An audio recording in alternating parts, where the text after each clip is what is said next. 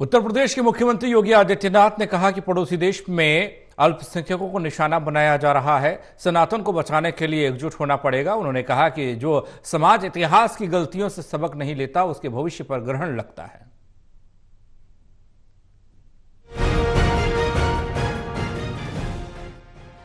उत्तर प्रदेश के मुख्यमंत्री योगी आदित्यनाथ ने बांग्लादेश में बिगड़े हालात पर कहा, पड़ोसी देश में हिंदुओं पर हमले हो रहे हैं, वहां मंदिर तोड़े जा रहे हैं, हमें सनातन को बचाने के लिए एकजुट होकर लड़ना होगा।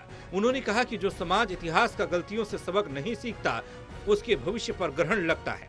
मुख्यमंत्री योगी ने कहा कि आप दुनिया की तस्वीर वर्तमान में देख रहे हैं, कुछ तो हमें देखना पड़ेगा। आज भारत के तमाम पड़ोसी जल रहे हैं, मंदिर तोड़े जा रहे हैं, चुन चुनकर अल्पसंख्यकों को निशाना बनाया जा रहा है, तब भी हम इतिहास के परतों को ढूंढने का प्रयास नहीं कर रहे। इस प्रकार की स्थिति क्यों पैदा हुई? मुख्यमंत्री योगी आदित्यनाथ ने आगे कहा, सनातन धर्म पर आने वाले संकट के लिए फिर एकजुट होकर कार्य करने की आवश्यकता है। इसके लिए एकजुट होकर लड़ने की आवश्यकता है।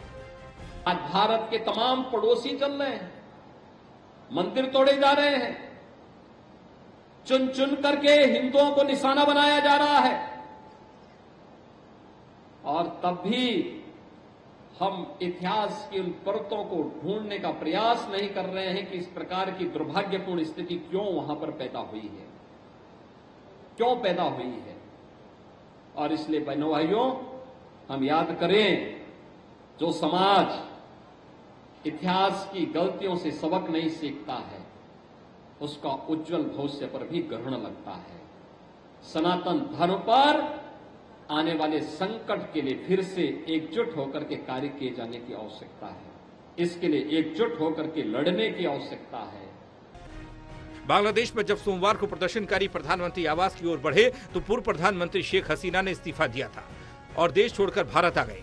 उन्हें पहले गाजियाबाद के हिंडन एयरबेस पर एक सेफ हाउस में ठहराया गया था, लेकिन बाद में उन्हें दिल्ली में सुरक्षित जगह पर पहुंचा दिया गया। कुछ घंटे बाद ही बांग्लादेश के राष्ट्रपति मोहम्मद शहाबुद्दीन ने जनवरी 2024 में चुनाव के बाद बनी संसद को भंग करने की घोषणा कर दी। नोबेल अर्थशास्त्री मोहम्मद यूनुस को बांग्लादेश की अंतरिम सरकार का मुखिया भी चुन लिया गया।